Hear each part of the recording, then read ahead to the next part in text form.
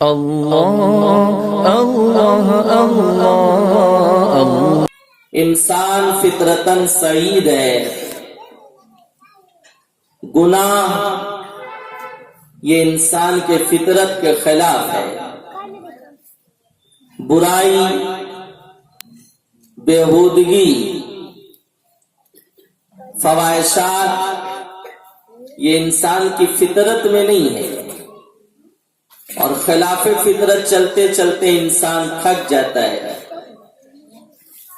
خلاف فطرت کوئی کام ہوگا تو اس کا وبال دنیا میں بھی ہے، صحت پر بھی ہے اور آخرت میں بھی ہے۔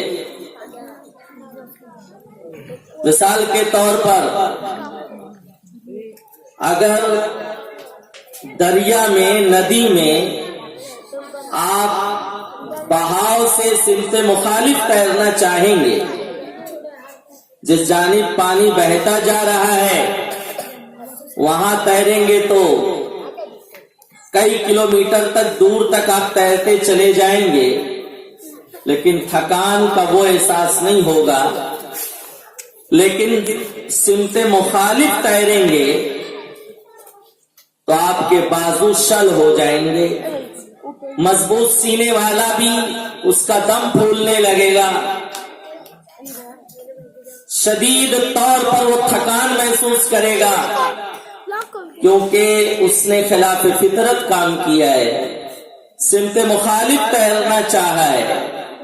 تو میں عرض کرنا چاہوں گا انسان فطرتاً نیک ہے،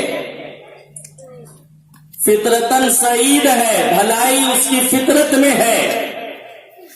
خلاف فطرت کام، گناہ کرنا، برائی کرنا، عمر میں ایک مرحلہ وہ آتا ہے کہ بڑے سے بڑا بدکار، بڑے سے بڑا گنہگار، شراب کا عادی، زنا کا عادی، جس کی زندگی عیش و عشرت میں گزر رہی ہے، وہ پلٹنا چاہتا ہے۔ ایک منزل زندگی میں وہ آتی ہے گنہگاروں کے لیے کہ اس وقت وہ اپنے وجود سے بھی انہیں نفرت ہو جاتی ہے کہ میں کتنا بڑا پاپی ہوں، میں کتنا بڑا بدکار ہوں، پوری دنیا میں مجھ سے بڑھ کر کوئی بدکار نہ ہوگا، مجھ سے بڑھ کر کوئی سیاہ کار نہ ہوگا۔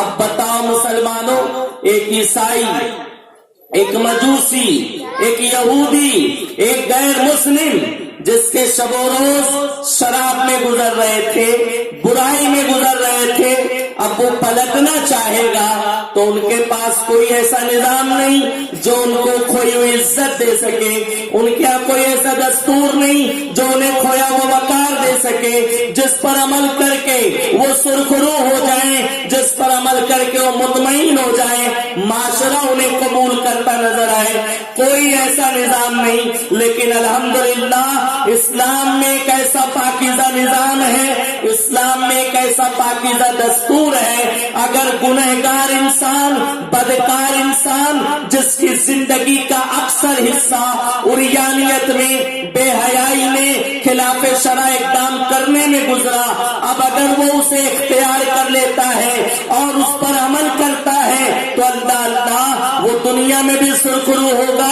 وہ آخرت میں بھی سرخرو ہوگا۔ اور وہ کون سا نظام ہے؟ وہ توبہ کا نظام ہے، وہ توبہ کا آئین ہے۔ رب نے ارشاد فرمایا ان اللہ یحب التوابین، جو توبہ کرتا ہے اللہ اسے اپنا محبوب بنا لیتا ہے۔ کوئی گنہگار کو قبول کرے یا نہ کرے، معاشرہ قبول کرے یا نہ کرے، پاس پڑوس والے عزت دیں یا نہ دیں، اہل کھانا اسے ایکسپٹ کرے یا نہ کرے، اسے سینے سے لگائیں یا نہ لگائیں، قرآن فرما رہا ہے میرے گنہگار بندے تو کسی اور کو نہ دیکھ، اللہ کی رحمت تجھ پہ برسنے کو تیار ہے، اللہ کا کرم تجھ پہ برسنے کو تیار ہے، میرے محبوب کی عنایتیں تیرے ساتھ ہیں، بس बस ये तू गुनाहों से सच्ची तौबा कर ले, मैं तुझे अपना बना लूंगा, अपना पसंदीदा बना लूंगा, अपना महबूब बंदा बना लूंगा। मेरे प्यारे आका अलैहिस्सलाम के प्यारे दीवानों, गुनहगार को कितनी इज्जत दी गई, गुनहगार को कितना हौसला दिया गया। वजह यह है, अगर वो उम्र में पलटना चाहे, उम्र के किसी मराहिल में, तो कोई रुकावट महसूस न करे, वो महसूस करे बाबे तौबा भी मेरे लिए खुला है, अल्लाह का फजल मुझ पे बरसेगा और सरकार के करम का मैं मुस्तहिक बन जाऊंगा। बस मुझे एक कदम उठाना है और वो ये है कि मैं अपने गुनाहों पे शर्मिंदा हो जाऊं, मैं अपने गुनाहों पे नादिम हो जाऊं। मेरा रब मुझे माफ फरमा देगा, मेरा रब मुझ पे करम की नजर फरमाएगा। अल्लाह अल्लाह रब ने इरशाद फरमाया, इन्नल्लाह युहिब्बुत तव्वाबीन, तौबा करने वाला अल्लाह का महबूब है। बताओ मुसलमानों, हमारा कोई महबूब हो, हमारा कोई पसंदीदा हो, तो हम कभी नहीं चाहते कि वो कहीं रुसवा हो, क्योंकि वो हमारा पसंदीदा है, वो हमारी आंखों का तारा है, वो हमारा महबूब है। हम अपने दोस्त की रुसवाई नहीं पसंद करते, हम उसकी बेइज्जती नहीं पसंद करते।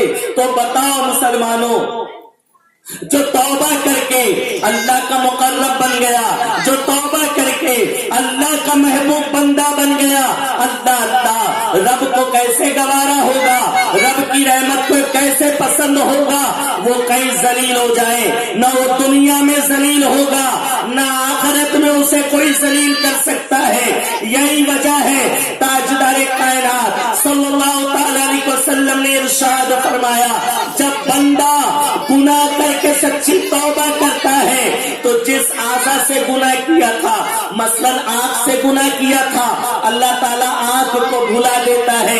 कान से नाचगाने सुने थे, सच्ची तौबा कर लिया, अल्लाह कान को भुला देता है। हाथ से किसी पे ज्यादती की थी, उसे मना लिया, तौबा कर लिया, अल्लाह ताला हाथ को भुला देता है। पैर से गुनाह किया, तौबा कर लिया, पैर को भुला देता है। जिस दीवार के साए में बुराई किया है, जिस जमीन के चप्पे पर गुनाह किया है, अल्लाह सच्ची तौबा कर ले तो मौला जमीन के उस हिस्से को भुला देता है। ये गवाहों को क्यों बुलाया जा रहा है? वजह यह है, कयामत के रोज ये गवाही देंगे। हदीस शरीफ में आया, मेरे आका अलैहिस्सलाम ने फरमाया, आज़ाए जिस्मानी गवाही देंगे, जबान गवाही देगी। जिस जमीन पर बुराई की गई, यौमैदिन तुहद्दिसु अखबारहा, जमीन का वो टुकड़ा उसके खिलाफ बयान देगा, तो अब वो ये गवाही देंगे तो बंदा तो शर्मिंदा हो जाएगा और वो तौबा करके अल्लाह का महबूब बन गया। इसलिए इन सब को भुला दिया जाएगा ताकि कयामत के रोज तौबा करने वाले को कोई शर्मिंदा न कर सके।